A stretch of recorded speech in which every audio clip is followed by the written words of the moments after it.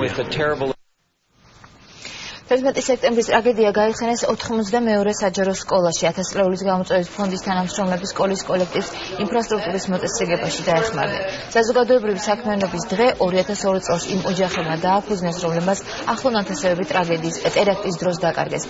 ინიციატივას კომპანია Silknet-იც შეუერთდა.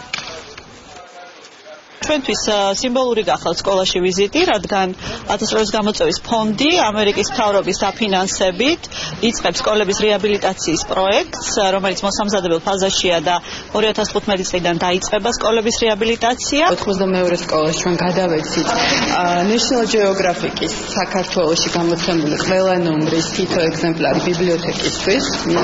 ასევე გადავეცით საჩუქრად საშინაო სკოლის როეულები, რომ პირველ დღეს სასიამოვნო სურპრიზად დახვდეთ ახალ მოსწავლეებს და რაც მთავარია Silk-TV-ის უფასო ინსტალაცია, რომელიც გულისხმობს, რომ სკოლას ექნება თავისი ოთახი, სადაც იქნება საშინაო სკოლა, როშაბაც ახალი სასწავლო წელი იწყება, მოსამზადებელია ყველაფერი და ამ მზადებაში დაგვეხმარებიან და ძალიან ბედნიერი ვარ ამით და ჩვენს ეზოში გაკეთდება, დაირღვევა ხეები და ამას დაირღვევა ამერიკელი და ქართველი ხალხის მეგობრობის ხეივანი.